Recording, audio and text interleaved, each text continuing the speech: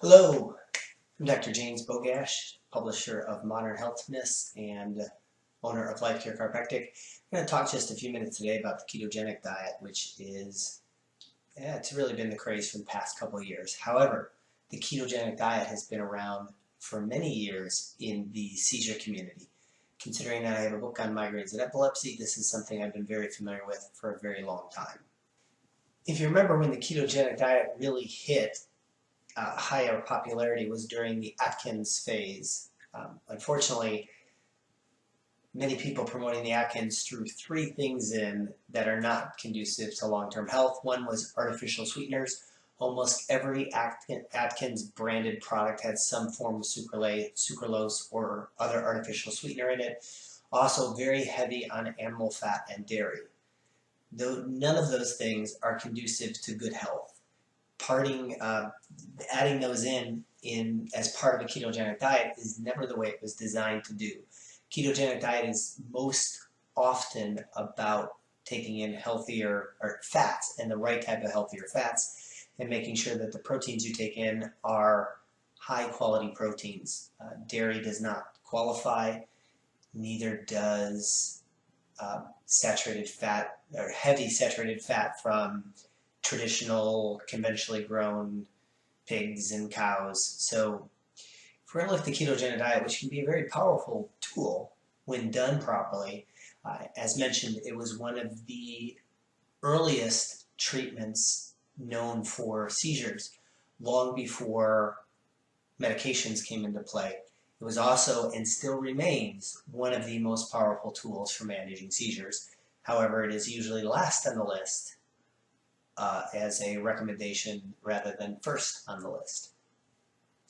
When we look at the ketogenic diet today, there's a lot of different flavors associated with it, but generally it is about the fat and the protein that comes with it, with a very strong emphasis on avoiding carbs like they are the plague. Unfortunately, topic for another conversation, but whole grains still generally hold out well in the medical literature as far as being good for us.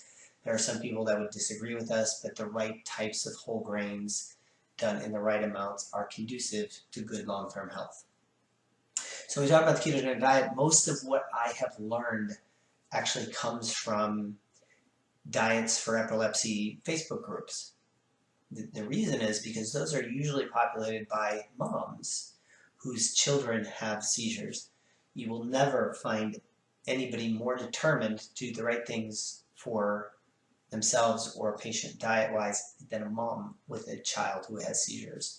These are some of the smartest people I've come across in the groups, and they've really isolated nuances of the ketogenic diet that make all the difference. The whole idea of adding in MCT oils, coconut oils, all came from those moms trying to find more calories that were healthy and good for the brain for their children who had seizures. So rather than go into a big long diatribe of what the ketogenic diet isn't, the biggest thing to understand is that your fats have to be healthy fats, so monounsaturated, polyunsaturated fats.